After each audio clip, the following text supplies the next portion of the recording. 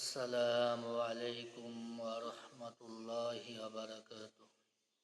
আলহামদুলিল্লাহি নাহমাদুহু ওয়া নুসাল্লি আলা রাসূলিহিল কারীম। আম্মা বা'দু ফাউযু বিল্লাহি মিনাশ শাইতানির রাজীম। বিসমিল্লাহির রাহমানির রাহিম। ইউহিব্বুত তাওয়াবিনা ওয়া ইউহিব্বুল মুতাহহিরিন। ফাকালান নাবিয়্যু সাল্লাল্লাহু আলাইহি ওয়াসাল্লাম মিফতাহুল জান্নাতিস সালাতু মিফতাহুস সালাতিত তুহুরু। আলহামদুলিল্লাহ, আল্লাহ পাক রব্বুল আলামিনের দরবারে লাখো শুকরিয়া আদায় করছি যে মহান রব্বুল আলামিন আমাকে কিছু কথা বলার জন্য সময় এবং বসার তৌফিক দান করলেন। এজন্য শুকর স্বরূপ আল্লাহর কাছে শুকরিয়া আদায় করছি, আলহামদুলিল্লাহ। আমি একটা বয়ান সাজানোর উদ্দেশ্যে, একটা বিষয় কথা বলা সাজানোর উদ্দেশ্যে একটি ভিডিও এবং গুরুত্বপূর্ণ কিছু আলোচনাটা হলো পবিত্রতা সম্পর্কে কিছু কথাবার্তা। পবিত্রতা সম্পর্কে কিছু কথাবার্তা বলার জন্য বসেছি। পবিত্রতা দুই প্রকার, একটা হলো শরীরের পবিত্রতা, বাহিরের পবিত্রতা, যেমন ওযু, গোসল, তায়াম্মুম, হাত মুখ ধোয়া, ধৌত করা, এগুলো হলো বাহিরের পবিত্রতা।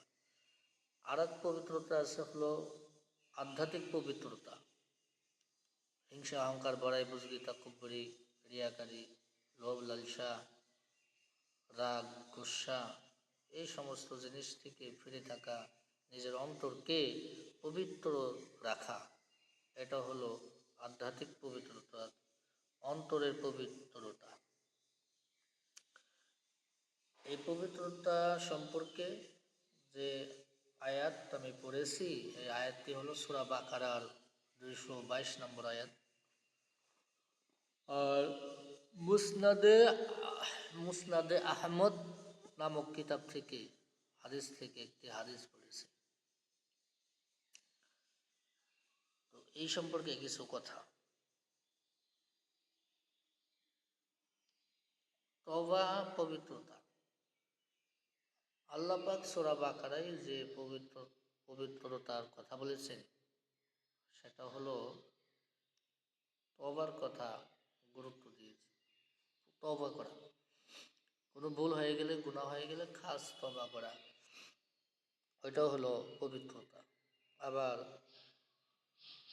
নাপাকি বললে, শরীর নাপাক হইলে পবিত্রতা অর্জন করা, ওযু, গোসল, তায়াম্মুম, এগুলো হলো পবিত্রতা।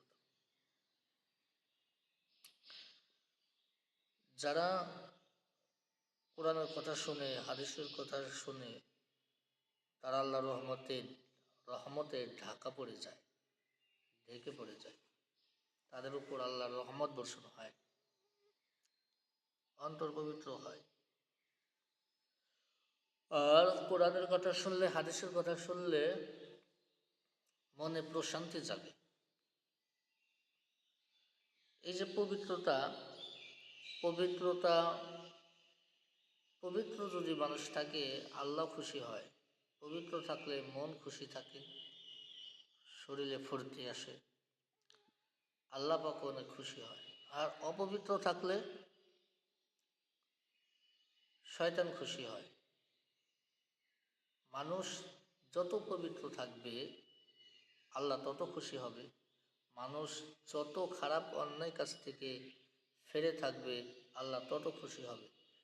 আর মানুষ যত গুনাহ করবে, শয়তান তত বেশি খুশি হবে।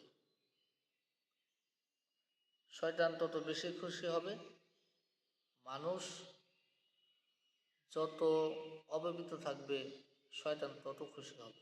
মানুষ যত গুনাহ করবে শয়তান তত খুশি হবে। মানুষ যত পবিত্র হবে শয়তান বেজার হবে। মানুষ যত ইবাদত বন্দেগী করবে, গুনাহ থেকে যতটা ফিরে থাকবে, শয়তান ততটা বেজার হবে। আর ওই অপরদিকে আল্লাহ খুশি হবে। গুনাহ থেকে যত ফিরে থাকা যায়, আল্লাহ তত বেশি খুশি হবে। আল্লাহ চায় মানুষের ভিতরে বাহিরে ক্লোশ মুক্ত থাকুক, পবিত্র থাকুক। বাহিরের পবিত্রতা এবং অন্তরের পবিত্রতা, এই দুইটাই আল্লাহ পাক চান যে মানুষ ক্লোশ মুক্ত থাকুক। আর শয়তান চায় মানুষ গুনাহগার থাকুক। আল্লাহ চান আল্লাহর নাম সমাজে উচ্চারিত হোক, কোরআন জারি থাকুক, কোরআনের কথা, হাদিসের কথা, আল্লাহর নাম এগুলো সমাজে উচ্চারিত হতে থাকুক, বুলন্দ হতে থাকুক, বাড়তে থাকুক। এটা আল্লাহ চায়।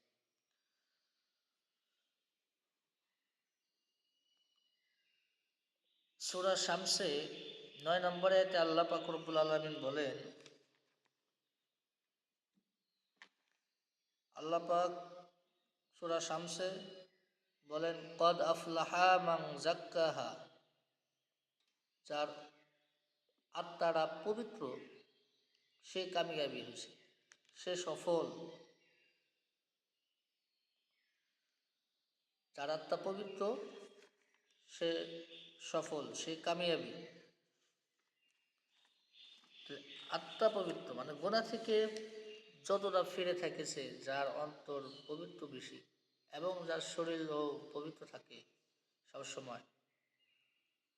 আর আসল পবিত্রতা, এখানে যে পবিত্রতার কথা বলেছে কদ আফলাহা মান যাক্কাহা, এখানে যে পবিত্রতার কথা বলা হয়েছে এটা হলো অন্তর পবিত্রতা কথা বলা হয়েছে, ভিতরের পবিত্রতা, সকল ধরনের গুনাহ থেকে বেঁচে থাকার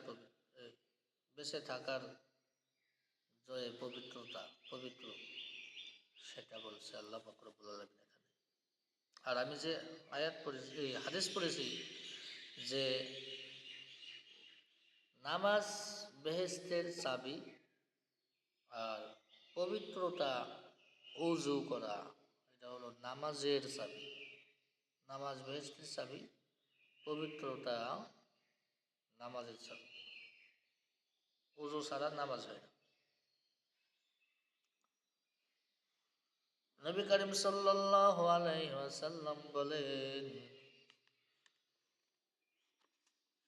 যে সব কিছু পরিষ্কার করার যন্ত্র আছে, জিনিস আছে। লিকুল্লু শাইইন সিকালাতুন ওয়া সিকালাতুল কুলুবি যিকরুল্লাহ। সবকিছু পবিত্র করার যন্ত্র আছে,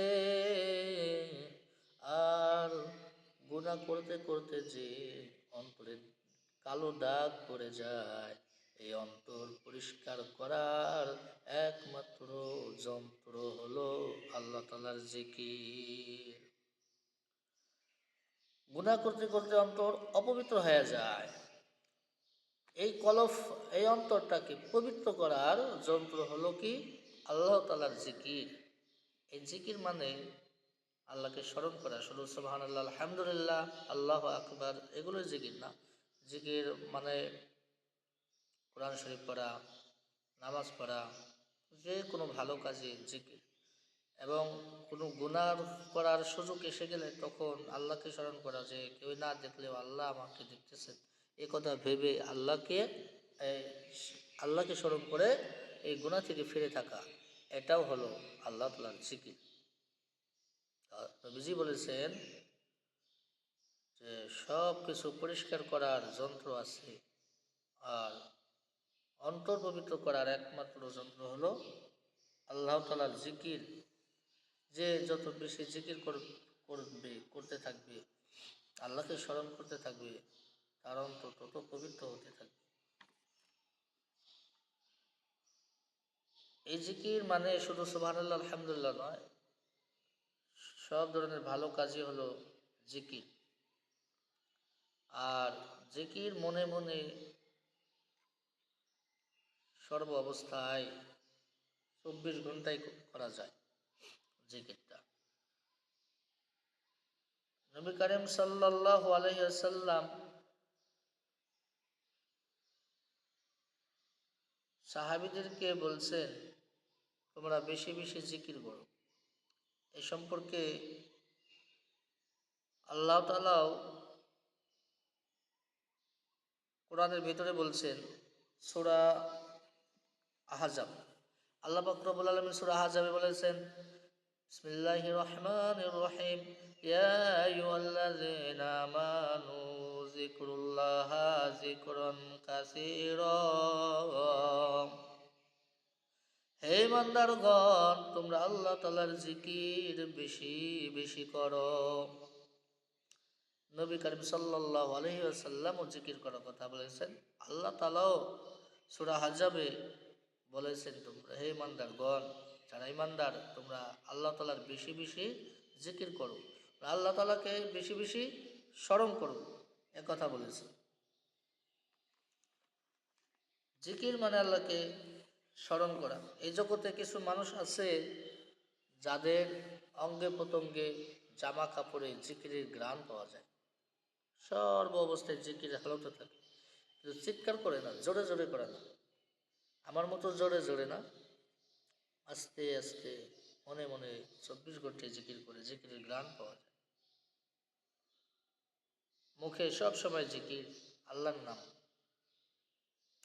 মুখের আওয়াজ মানুষের অন্তরে প্রভাব বিস্তার করে। যেমন লাইলি মজনুর ঘটনা জানেন, লাইলি মজনু, এই মজনু লাইলির প্রেমে এত মগ্ন হয়ে গেছে, সর্ব অবস্থায় শুধু লাইলি লাইলি করে, নাইতে যায়, খাইতে যায়, পরীক্ষা দিতে যায় না লিখে শুধু লাইলির নাম লেখে, নাইতে খাইতে চলা অবস্থায় সর্ব অবস্থায় লাইলি লাইলি, লাইলির প্রেমে পাগল হয়ে গেছে। সেরকম অনেক মানুষ আছে, তাদের সর্ব অঙ্গে জিকিরের ঘ্রাণ পাওয়া যায়, সবসময় জিকির আলোতে থাকে, আর মুখের আওয়াজটা অন্তরে প্রভাব বিস্তার করে। আর আমাদের হালত সর্বাবস্থায় জিকির নয়, আমাদের হালত কথায় কথায় মিথ্যা, গীবত, বড়াই বুজগিরি, হিংসা, মানুষকে ঠকানোর চিন্তা ভাবনা, এগুলো। যদি বলা হয় চলুন ভাই মসজিদে যাই, নামাজ পড়ি, আজান দিল চলুন যাই, বলে ফেলবে আমার জামা ভালো না, আমার লুঙ্গি ভালো না, এগুলো বলবে। কিন্তু অথচ জামা কাপড় পরিষ্কার পবিত্র থাকলে মনটা ভালো থাকে, আল্লাহ খুশি হয়। শরীর অপবিত্র থাকলে আমাদের সাথে যে কেরামান কাতিবিন ফেরেশতা আছে, এরা শান্তিতে থাকে, ভালো থাকে। আর যদি অপবিত্র যতক্ষণ থাকি, ততক্ষণেই দুই পাশের কেরামান কাতিবিন ফেরেশতা এরা কষ্ট পায়, এদের কষ্ট হয়। এজন্য সবসময় পবিত্র অবস্থায় থাকতে হবে। গুনাহ করে ফেললে সঙ্গে সঙ্গে তওবা করে ফেলতে হবে, এমন তওবা করতে হবে যে ওই অন্যায় কাজ আর কখনো করব না, ধীর সংকল্প করতে হবে, আর ওই অন্যায়ের প্রতি ঘৃণা আসতে হবে, খাস তওবা করতে হবে, তাহলে অন্তর পরিষ্কার হবে। বলতেছিলাম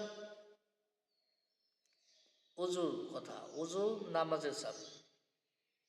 নবী করিম সাল্লাল্লাহু আলাইহি ওয়াসাল্লাম যখন মেরাজে গেলেন, মেরাজ থেকে ফিরে এসে হযরত বেলাল রাদিয়াল্লাহু তাআলা আনহুকে বলতেছে, বেলাল, যখন আমি মেরাজে গেলাম, ওই মেরাজে গিয়ে আমি ওইখানে আরশে আজিমের কাছাকাছি তোমার চলাচলের শব্দ পেলাম।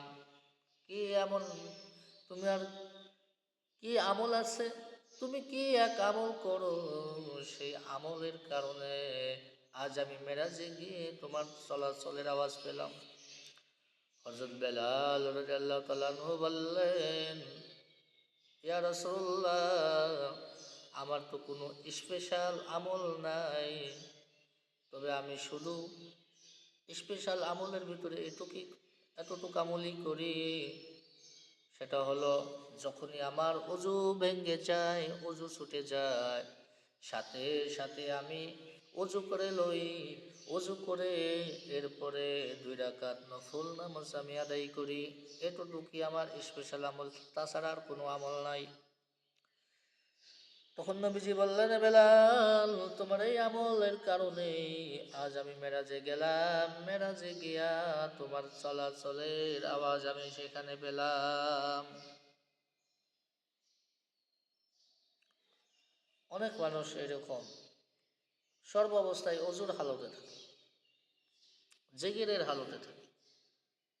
এই অজুর হালতে সর্ব অবস্থায় থাকলে অনেক উপকার আছে। অজুর অনেক উপকার। মানাকিবে ইমাম আজম, একটা কিতাবের নাম মানাকিবে ইমাম আজম। এই কিতাবে সুন্দর একটা ঘটনা আছে, ছোট্ট।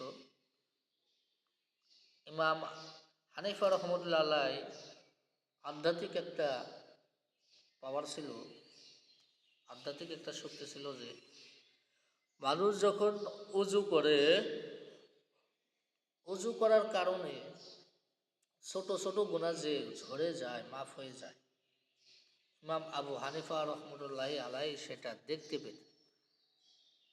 বড় বড় গুনাহ মাফ হয় না, কাউকে আঘাত দেওয়া, কাউকে ঠকানো, শিরক করা, পিতামাতার আবদ্ধ হওয়া, এই সমস্ত গুনাহ খাস তওবা ছাড়া যার সাথে অন্যায় করছি তার কাছে মাপ চেতে হবে, তারপরে আল্লাহর কাছে খাস তওবা করতে হবে, তারপরে সে মাপ। আর ছোট্ট ছোট্ট গুনাহ যেগুলো হামাশাই হয়ে যায়,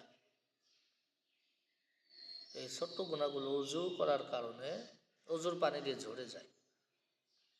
হাদিসে এসেছে, জোহরের নামাজের সময় উজু করা হলো, নামাজ পড়ার পর আবার আসরের নামাজ পর্যন্ত ছোটোখাটো যে গুনাহ হয়ে গেল, ওই আসরের সময় আবার যে উজু করে নামাজে আসলো, জোহর থেকে আসর পর্যন্ত তার গুনাহগুলো মাফ হয়ে গেল, ঝরে পড়ে গেল। এভাবে ছোট গুনাহগুলো মাফ হয়ে যায়। তো ইমাম আবু হানিফা রহমতুল্লাহ আলাই দেখলেন, এক যুবক উজু করতেছে, অজুর পানিতে এক ধরনের গুনাহগুলো ঝরে পড়ে যাচ্ছে।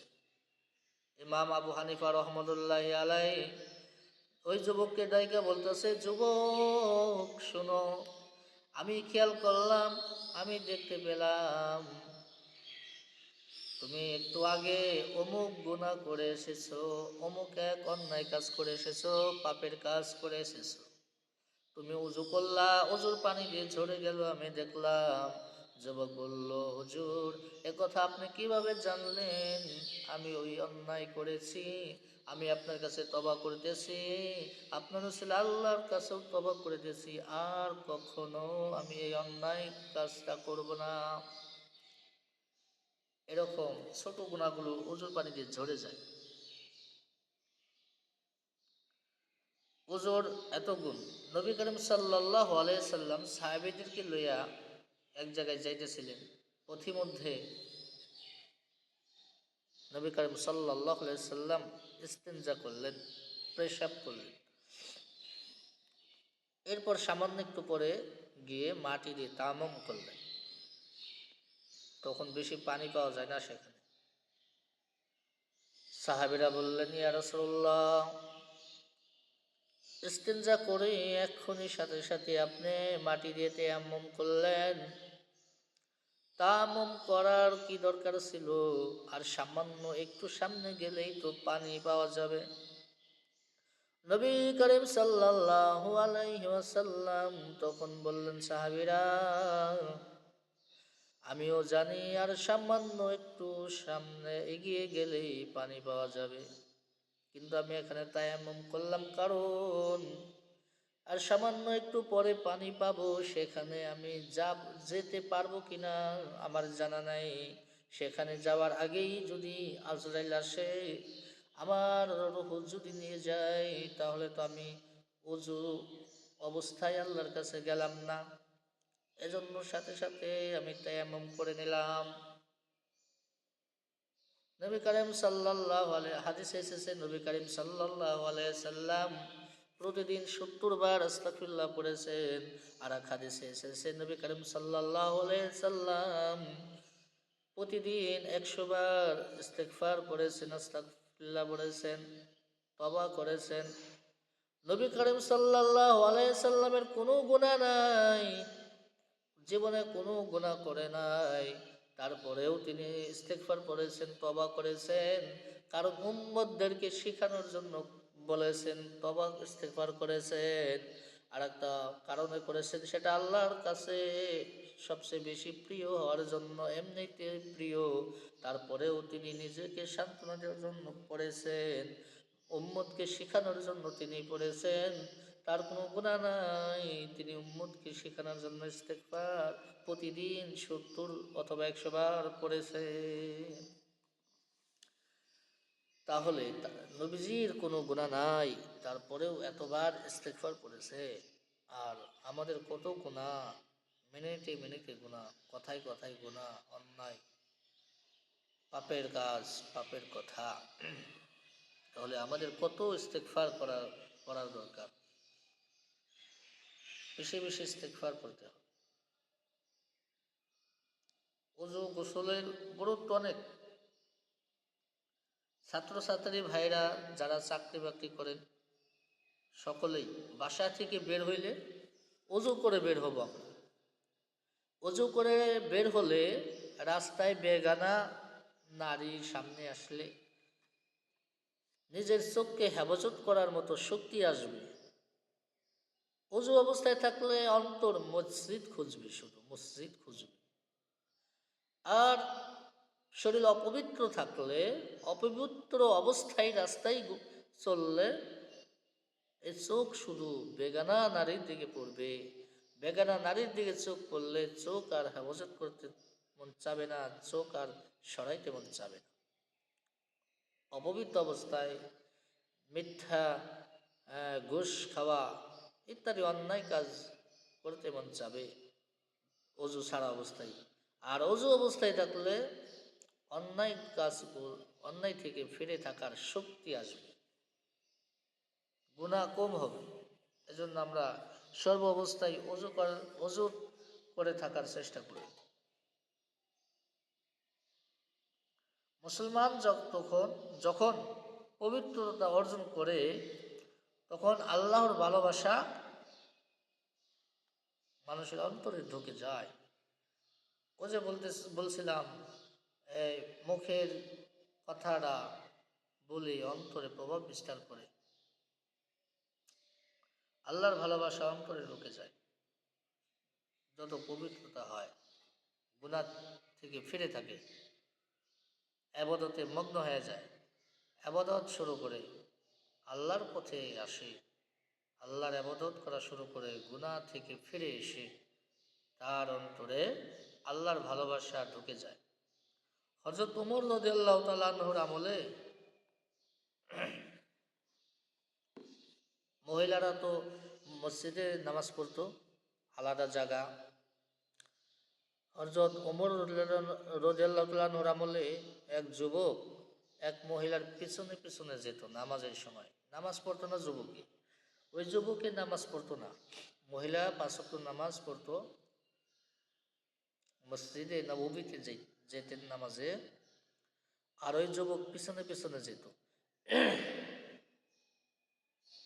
আর ওই মহিলাটা খেয়াল করে অনেকদিন দেখার পর যুবককে ডাকে বলতেছে, হে যুবক, আমি কয়েকদিন খেয়াল করলাম ৫ ওয়াক্ত নামাজ পড়ার সময় সব সময় আমার পিছনে পিছনে আসেন,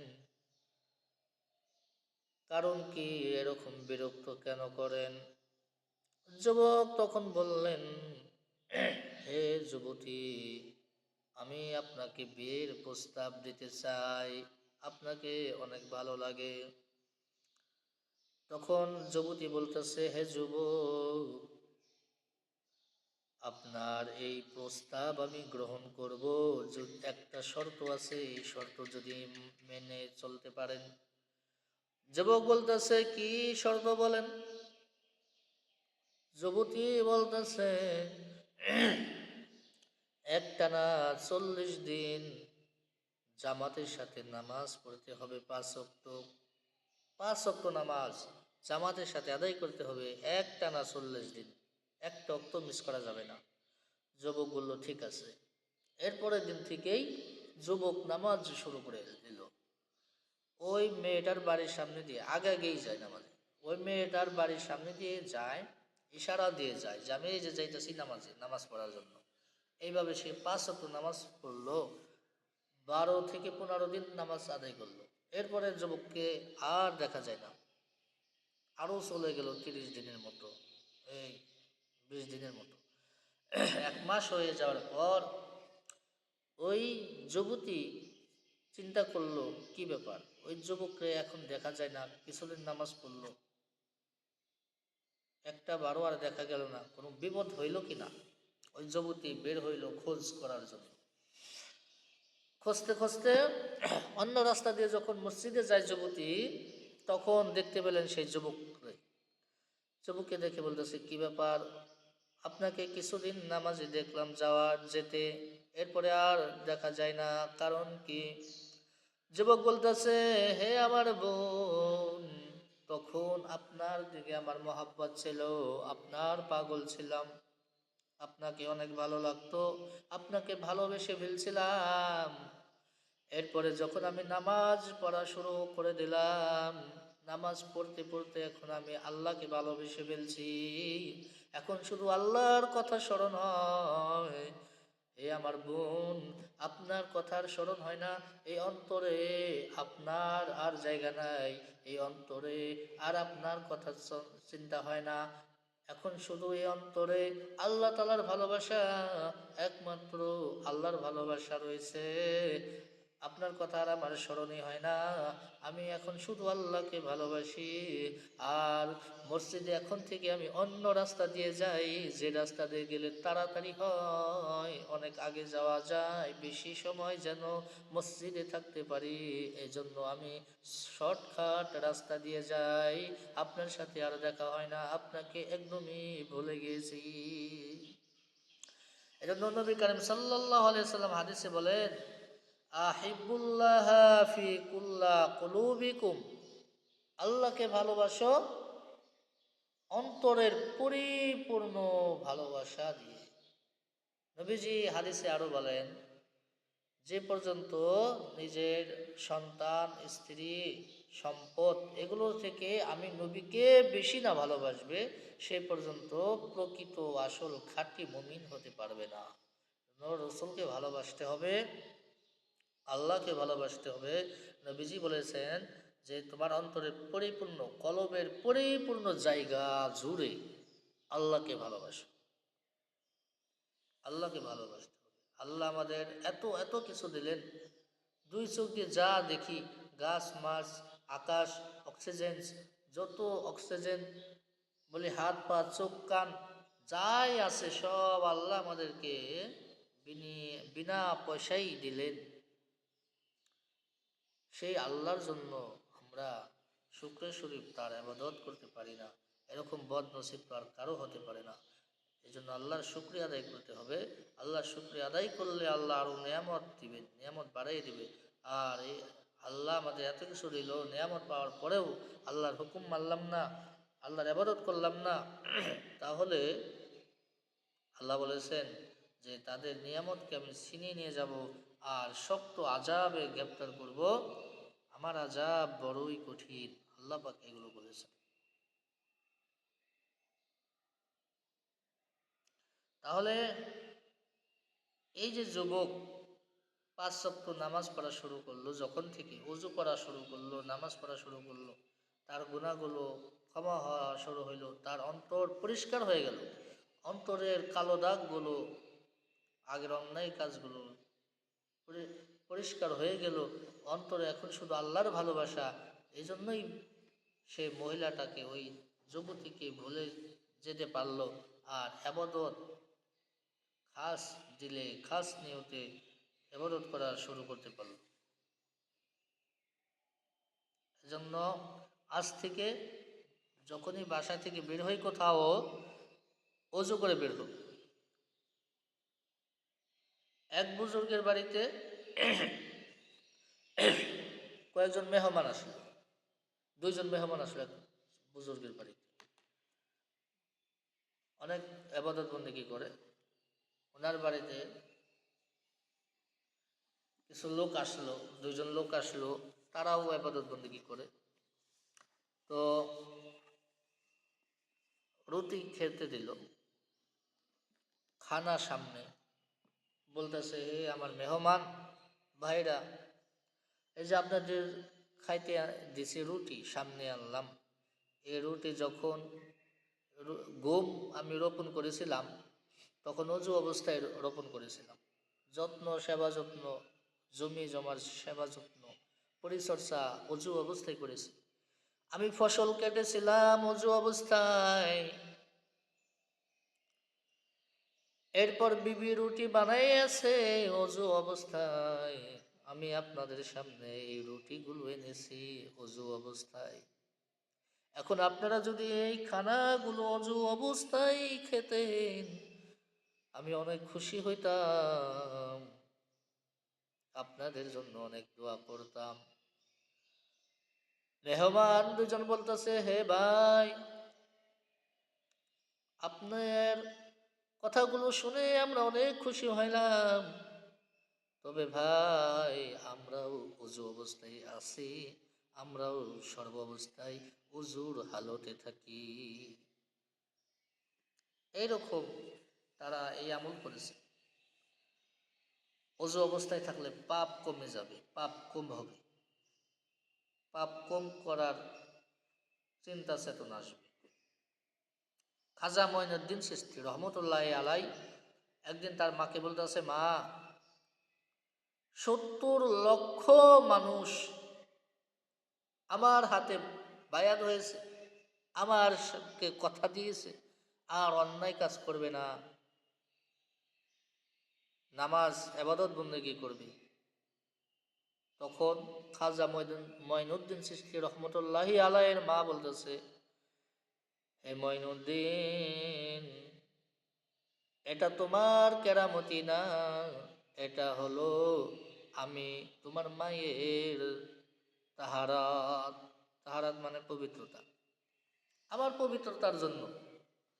কারণ তুমি যতদিন আমার বুকের দুধ পান করেছ, আমি একটা বারো অজু সারা অবস্থায় তোমাকে দুধ পান করাই নাই। যতদিন দুধ পান করেছ, একটা বারো অজু সারা অবস্থায় দুধ পান করাইনি, সব সময় অজু করে তোমাকে দুধ পান করিয়েছে। আর আমাদের মা ভালো, এটা তো গেল খাজা মঈনুদ্দিন চিশতি রহমতুল্লাহ এর মা। আর আমাদের মারা কেমন? আমাদের মায়েরা কথায় কথায় গিবত, কথায় কথায় হিংসা, আর মোবাইলে হইল টিকটক, আর বাচ্চাদের খাবার খাওয়ায় আর টিকটক দেখায়, মোবাইল দেখায়। এই হইল আমাদের হালত হয়ে গেছে। আজকালের ছেলেমেয়েরা এই মোবাইলের যুগে পড়ে, মোবাইলের তাড়নায় এত অন্যায় কাজগুলো হয়ে যাচ্ছে। জায়গায় জায়গায় এই যে কট খাইতেছে, এই সমস্ত কিছু ঘটতেছে। আর হায়া লজ্জা শরমগুলো দিন দিন চলে যাচ্ছে। নবী করিম সাল্লাল্লাহু আলাইহি সাল্লাম একদিন জিব্রাইলকে বলতেছে, ভাই জিব্রাইল, আপনি এতবার আসলেন নূর পয়গম্বরের কাছে, মুসা পয়গম্বরের কাছে, ঈসা পয়গম্বরের কাছে, দাউদ নবীর কাছে, সুলাইমান নবীর কাছে, আমার কাছে তোবার আসলেন। আমি তো শেষ নবী, আমি যখন চলে যাব, এরপরে আপনার দায়িত্ব কি হবে, আপনার কি কাজ হবে? হে জিব্রাইল ভাই, আপনার কাজ হলো নবী রাসূলের কাছে আসা আর আল্লাহর কথা বলে দেওয়া। আমি তো শেষ নবী, আমার পরে আর কোনো নবী নাই। তাহলে আমি যখন চলে যাব তখন আপনার কাজগুলো কি হবে? তখন জিবরাইল বলেন, ইয়া রাসূলুল্লাহ, আপনি যখন এই দুনিয়াতে থাকবেন না তখন আমি এই দুনিয়ার বুকে অনেক বছর পর, হাজার হাজার বছর পর পর, শত শত বছর পর পর আমি এই দুনিয়ার বুকে 10 বার আসবো। 10 বার এসে 10টা জিনিস নিয়ে যাব। 10টা জিনিস নিয়ে যাওয়ার পর হলো কিয়ামত হয়ে যাবে। এক নম্বরে নিব রহমত, বরকত। বরকত উঠায় নিয়ে যাব জমি থেকে। বরকত উঠায় নিয়ে গেলে এরপরে শত শত বছর পর এসে আবার আর একটা জিনিস নিয়ে যাব। মানুষে মানুষে ভালোবাসা উঠে নিয়ে যাব। এরপরে মানুষে মানুষে ভালোবাসা কমে যাবে। মানুষের বিপদে এগিয়ে আসবে না বেশি। এরপর কেউ হাওলাত চাইলে হাওলাত দিবে না, ধার চাইলে টাকা থাকতেও বলবে টাকা নেই। আবার যারা ধার নিয়ে কথা মতো দিবে না, এইরকম হয়ে যাবে। বরকত উঠায় নিয়ে যাবে, রহমত উঠায় নিয়ে যাবে। মুরব্বীরা বলেন, মুরব্বীরা বলতে পারবে, আগে অনেক আগে যখন তারা ইলিশ মাছ রান্না করে খেয়েছে, ইলিশ মাছ রান্না করলে এবং কচি লাউ দিয়ে, কচি লাউ দিয়ে মাসকলাইর ডাল রান্না করলে আশেপাশের বাড়ির মানুষগুলো ঘ্রাণ পেয়ে যেত। আর আজকাল ইলিশ মাছের কোনো ওই আগের স্বাদ নাই, ঘ্রাণ নাই। মাসকলাইর ডাল দিয়ে, লাউ দিয়ে, কচি লাউ দিয়ে রান্না করলে তার ঘ্রাণ কিন্তু আশেপাশের বাড়ির লোকেরা পাবে না। কারণ বরকত নেই, রহমত বরকত নেই, বরকতগুলো উঠে নেওয়া হয়েছে। এরপরে যৌতুক ছাড়া বিয়ে হবে না, এই সমস্ত অনেকগুলো 10টা জিনিস উঠে নিয়ে যাবে। সর্বলাস্টে উঠে নিয়ে যাবে হলো এই কোরআনের আয়াতগুলো উঠে নিয়ে যাবে। হঠাৎ একদিন সকালবেলা দেখবে কোরআনের সাদা কাগজ অক্ষরগুলো নাই। এরপরে মানুষগুলো আশেপাশে খোঁজ নেবে, এক বাড়ি থেকে আরেক বাড়ি, এক গ্রাম থেকে আরেক গ্রাম, এক ইউনিয়ন থেকে আরেক ইউনিয়ন, এক জেলা থেকে আরেক জেলা, এক থানা থেকে আরেক থানা, এক দেশ থেকে আরেক দেশ, সারা বিশ্বে খবর হয়ে যাবে। সারা বিশ্বের সকল জায়গায় যত, বিশ্বের ভিতরে যত কোরআন আছে সমস্ত কোরআনের অক্ষরগুলো মুছে যাবে, সাদা কাগজ হয়ে থাকবে। এরপর মানুষগুলো বলবে তাড়াতাড়ি হাফেজ সাহেবদের এক এক জায়গায় করো, হাফেজ সাহেবদের এক জায়গায় করো, কোরআন আবার লেখো, তাদের মুখস্থ আছে, হাফেজদের তো মুখস্থ আছে কোরআন, তাড়াতাড়ি তাদের ডাক দাও। তাদের ডেকে ভালো ভালো হাফেজ ডেকে বলবে তাড়াতাড়ি আপনারা কোরআন পড়েন, আমরা রেকর্ড করি, লেখালেখি শুরু করে দেই। এরপরে হাফেজ সাহেবরা বিসমিল্লাহ বলে শুরু করবে। তারা ঢলতে থাকবে, তুলতে থাকবে। বিসমিল্লাহর পরে আর একটা শব্দ বের হবে না। ওই হাফেজ সাহেবদের অন্তর থেকেও কোরআনগুলো নিয়ে যাবে। এরকম এই যে সাহাব জিবরাইল আলাইহিস সালাম যে 10 বার আসবেন, 10 বার এসে 10টা জিনিস নিয়ে যাবে। এরপর এই 10টার ভিতরে কিন্তু অনেকগুলো চলে গেছে, আর মাত্র কয়েকটা জিনিস বাকি রয়ে গেছে। তবে জানা নাই কবে কিয়ামত হয়ে যাবে। আর একটা কিয়ামত হলো যে যেদিনকে মারা যায় তার রোজ কিয়ামত সেদিন থেকেই শুরু হয়ে যায়। এই জন্য কে কবে মারা যাব তার কোনো গ্যারান্টি নাই। এজন্য আমরা সর্ব অবস্থায় অজুর হালতে থাকব, আর সর্ব অবস্থায় আল্লাহকে স্মরণ রাখব। আল্লাহ আমাকে দেখতেছেন, আর মরে যাওয়ার পর আল্লাহর সামনে হিসাব দিতে হবে। এই দুইটা কথা সব সময় মনে রাখবো, তাহলে আমরা গুনাহ থেকে ফিরে থাকতে পারবো। যে যত গুনাহ থেকে ফিরে থাকবে আল্লাহ তাআলা তাকে তত বেশি ভালোবাসবে, তার অন্তর তত পবিত্র হবে। এতক্ষণ তো বললাম শারীরিক পবিত্রতার কথা, বাহিরের পবিত্রতা। আর অন্তরের পবিত্রতা আছে, অন্তরের পবিত্রতা, ভিতরের পবিত্রতা। এটা কিভাবে? যার অন্তর পবিত্র নয়, যার কলব পবিত্র পবিত্র নয়, তার হাজার নামাজ, রোজা, হজ, জাকাত কাজে আসবে না। যার অন্তর পবিত্র না, অন্তর পবিত্র না থাকলে হাজার হাজার হজ, জাকাত, নামাজ, রোজা কোনোই কাজে আসবে না। এজন্য অন্তরকে পবিত্র করতে হবে। অন্তর পবিত্র করার অথবা অন্তর পবিত্র করার চেষ্টায় থাকতে হবে, চেষ্টায় থাকতে হবে। গুনাহ থেকে বেঁচে থাকার চেষ্টা করতে হবে, চেষ্টা করতে হবে। করতে করতে সমস্ত গুনাহ থেকে ফিরে থাকতে হবে। আমার দ্বারা চুল পরিমাণ যেন গুনার কাজ না হয়, এই চেষ্টাই সবসময় থাকতে হবে, চেষ্টা করে যেতে হবে। যে যত বেশি চেষ্টা করবে, যে তত বেশি আল্লাহর নৈকট্য নৈকট্য লাভ করবে। এতক্ষণ বললাম বাহিরের পবিত্রতা। বাহিরের পবিত্রতা করে মানুষ আমল করে আবেদ হয়, আর অন্তর পবিত্র করে আখলাকি হয়, চরিত্র আলা হয়, আখলাকি হয়। আর সৃষ্টির সেরা হয়। সৃষ্টির সেরা মানুষ তো সৃষ্টির সেরা, সব মানুষই মানুষ। তবে খাঁটি মানুষ, সফল মানুষ সবাই নয়। সফল মানুষ তিনিই, যিনি একমাত্র আল্লাহকে রাজি খুশি করার জন্য ইবাদত বন্দেগী করে এবং সকল গুনাহ থেকে ফিরে থাকে, আর আল্লাহ তার উপরে খুশি হয়ে যায়। এটাই হলো সফল জীবন। আল্লাহ খুশি হলেই তো জান্নাত পাওয়া যাবে। আল্লাহ খুশি হয়ে জান্নাত দেবে, জান্নাত পেলেই সফল জীবন।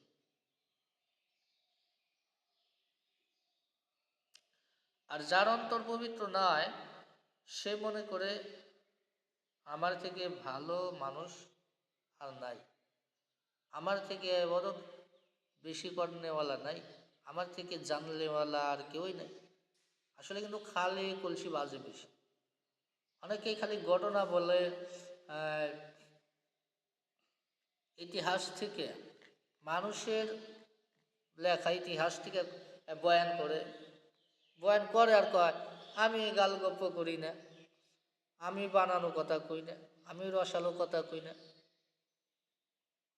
আসলেই বেকেলে যতগুলো কথা কয় সবটা কথাই ব্রিটিশ আমল কী করছে, ওই আমেরিকা কী হয়েছে, এইসব ইতিহাস কয় আর কয় আমি গাল গপ্প করি না, আমি বানানো কথা কই না। আরে বেটা, তোর যতই কথা সবটা কথাই, একটা কথাও হাদিসে নাই। তুই এত যদি তোর কথা হয় হাদিসের, হাদিস থেকে কস, কোরআনে থেকেই কস, তাহলে বলে তোর কোন কথা কোন সূরায় কয় নম্বরে এটি আছে, কোন কথাটা কোন হাদিসে আছে। যদি এইভাবে একদম কোন কথা কোন হাদিসে আছে, কোন কথা কোরআনের কোন জায়গায় আছে, এইভাবে যদি 5 মিনিট বয়ান করতে পারো, তাও তাহলে তোমাকে 10,000 টাকা পুরস্কার। এরপরে তুমি বইল। অথচ যারা সবটা কথা হাদিস থেকে বলতেছে, সবটি কথা কোরআন থেকে বলতেছে, তাদেরকে ছোট করার জন্য আর নিজেকে তার থেকে বড় করার জন্য মানুষকে আর কি বলতেছে যে আমি গাল গপ্প করি না, আমি বানানো কথা কই না। আসলে কিন্তু তার সবটা কথাই বানানো, সবটা কথাই মানুষের তৈরি ইতিহাসের কথা। বলতে হবে কোরআনে কি আছে সেই কথা বুঝাই দিতে হবে, হাদিসে কি আছে সেটা বুঝাই দিতে হবে। এলেম যদি থাকে তাহলে অবশ্যই তোমার সবটা কথা হাদিসের হাদিসের থেকে থাকবে, সবটা কথাই কোরআনে ঠিক থাকিয়ে থাকবে। এবং যদি কেউ বলে দেখাও কোন তোমার এই কথাটা কোন হাদিসে আছে, হাদিস থেকে দেখাও, সাথে সাথে দেখাই দিবে। সেই হলো এলেমওয়ালা, তার জ্ঞান আছে, বুঝতে হবে। আর তোমার মতো ওই ব্রিটিশ আমল, অনেক যুদ্ধ, এদের যুদ্ধ, তারপরে কোন দেশে কি হলো কি করলো, এইসব আর তারপরে নিজের অভিজ্ঞতা, অমুক জায়গায় গেলাম অমুকটা দেখলাম, অমুক জায়গায় গেলাম অমুকটা দেখলাম, নিজের অভিজ্ঞতা। এইসব যে এলেমওয়ালা বলে না। এলেমওয়ালা হলো সেই যে বেশি বেশি পড়েছে, শিখেছে এবং মেনে চলেছে, এবং যদি কেউই জিজ্ঞেস করে এই কথাটা কোন জায়গায় আছে, সাথে সাথে বলে দিতে পারে এই কথাটা অমুক হাদিসে অমুক পৃষ্ঠায় আছে, হাদিসের নাম বলতে পারবে, কোরআনের রেফারেন্স দিতে পারবে। এটা হইল এলেমওয়ালা।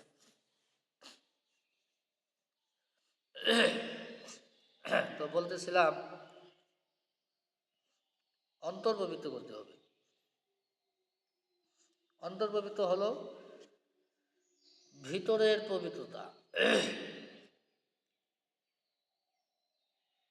নবী করিম সাল্লাল্লাহু আলাইহি ওয়াসাল্লাম বলেন, মুসলমান তো সেই ব্যক্তি যার হাত মুখ থেকে অপর ভাই নিরাপদে থাকে। যার দ্বারা, অর্থাৎ হইল যে ব্যক্তিকে দ্বারা কোনো মুসলমান কষ্ট পায় না, কথার দ্বারা, ব্যবহারের দ্বারা, আঘাতের দ্বারা। কোনো জীবজন্তু কষ্ট পায় না, আঘাতের দ্বারা কষ্ট পায় না, সেই হলো প্রকৃত মুসলমান। হযরত আবু যর রাদিয়াল্লাহু তাআলা আনহু নিজেকে ছোট মনে করেছে। বলেছিলাম নিজেকে বড় মনে করে না, নিজেকে বড় মনে করো। অন্তর পবিত্র যার, সে নিজেকে বড় মনে করে না, সে নিজেকে ছোট মনে করে। আবু যর জোরে জোরে চিৎকার করে রাস্তা দিয়ে যায় আর বলে, এই আবু যরের থেকে গুনাহগার আর কেউ নাই, এই দুনিয়াতে যত মানুষ আছে সব চাইতে গুনাহগার আমি। হযরত ওমর বলে, যদি বলা হয় সব মানুষ জান্নাতে যাবে, একটা মানুষ জাহান্নামে যাবে, ওমর বলে, তখন আমার ভয় হবে, ওই একটা লোক জাহান্নামে যাবে, সেই লোকটাই বুঝি আমি, ওই লোকটাই আমি। আবার যদি বলা হয় যে সব মানুষ জাহান্নামে যাবে, একটা মানুষ জান্নাতে যাবে, তাহলেও আমি মনে করব, আমি আশা করব ওই জান্নাতে একটা মানুষ যাবে, ওইটাও হয়তো আমি হতে পারি। অর্থাৎ জাহান্নামের ভয়, জান্নাতের আশা তারা করত। হযরত ওমর জান্নাতের সার্টিফিকেট পেয়েছেন রাসূলের কাছ থেকে, হযরত আলী, হাসান, হোসেন, এরপরে হযরত ওমর, আবু বকর সিদ্দিক রাদিয়াল্লাহু তাআলা আনহু, এরা জান্নাতের সার্টিফিকেট লইয়া, তারপরেও তারা, হযরত ওমর বলতেছে, আহা, আমি যদি মানুষ না হয়ে এই লতা পাতা হইতাম, আমার মা যদি আমাকে জন্মই না দিত। হযরত আবু বকর বলে যে আমি যদি ঘাস হইতাম, গরুতে খেয়ে ফেলতো, কোনো হিসাবাদি দিতে হইতো না আল্লাহর কাছে, এরকম তারা বলতো। অথচ তাদের জান্নাতের সার্টিফিকেট তাদের হাতে। এরপরে রাসূলের, নবী করিম সাল্লাল্লাহু আলাইহি ওয়াসাল্লামের সাহাবা, তারা পবিত্র মানুষ, তারা গুনাহমুক্ত, এরপরও তারা এরকম বলেছে, তাদের অন্তর ছিল পবিত্র। হযরত আবু বকর সিদ্দিক রাদিয়াল্লাহু তাআলা আনহুর আমলে, যখন হযরত আবু বকর সিদ্দিক রাদিয়াল্লাহু তাআলা আনহু খলিফা, তখন এক যুদ্ধ হইল। যুদ্ধে মুসলমান জিতে গেল, কিছু মানুষ বন্দী হয়ে গেল। মুসলমানের বিরুদ্ধে যারা যুদ্ধ করেছে তারা বন্দী হয়ে গেল। সেখানে নারী ছিল, কিছু বৃদ্ধ মানুষ, ছোট ছোট বাচ্চা, এদেরকে তো আঘাত করা যায় না। তখন আবু বকর বলল যে এই যে এখানে কয়েকজন মানুষ, কে কার খেদমত করবে, কে কাকে খাওয়াবে, এক একজনকে নিয়ে যান। তো কে কার খেদমত করবে, সেবা করবে, খাবার দিবে, প্রয়োজনীয় জিনিসপাতি কিনে দিবে, সবার নাম লেখে, ওই যারা বন্দি তাদের নাম লেখলো এক পাশে, আর এই পাশে কে কার সেবা করবে, দেখাশোনা করবে, নাম লেখলো। তো পরের দিন হযরত উমর রাদিয়াল্লাহু তাআলা আনহু খাতাটি বের করলেন। তখন খাতা বলতে ওই গাছের বাকল, ছাল, গাছের ছাল, পাতা, পাথর এগুলো। তো হযরত ওমর রাদিয়াল্লাহু তাআলা আনহু দেখলেন, নামগুলো দেখলেন যে কেউ বাকি বললো কিনা। দেখলেন সবাই শাহবাজতের নাম লিখেছেন, শুধু এক বৃদ্ধ মহিলার নামের পাশে কেউ নাই, তিনি বাকি রয়েছে। এটা দেখে হযরত ওমর রাদিয়াল্লাহু তাআলা আনহু ওই বৃদ্ধ মহিলার সেবা করবে, মানুষ যেন জানতে না পারে। এই আবাদতটা যে করবে মানুষ যাতে জানতে না পারে, গোপনে আবাদত করার জন্যে রাতে গিয়েছে। একদম বৃদ্ধ মহিলা ঘরের সামনে দাঁড়িয়ে সালাম দেয়া বলতেছে, মা, আমি হযরত ওমর, আপনি পর্দার সাথে এক পাশে যান, দরজা খোলেন, আমি আপনার সেবা যত্ন করবো, ওজুর পানি, গোসলের পানি, আপনার জামা কাপড়, বিছানা, খাবার এগুলো আমি তৈরি করে দিয়ে যাব।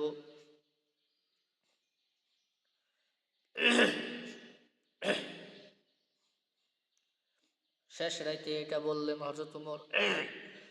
তখন ওই বৃদ্ধ মহিলা বলল, বাবাজি,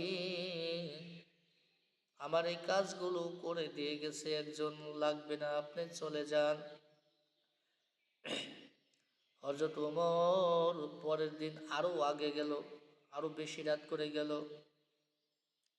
শেষ রাতের আরো আগে গেল, যে ডেকে বলতেছে, মা, দরজা খোলেন, আমি আজকে আরো আগে গিয়ে এসেছি, আমি আপনার সেবা করতে চাই।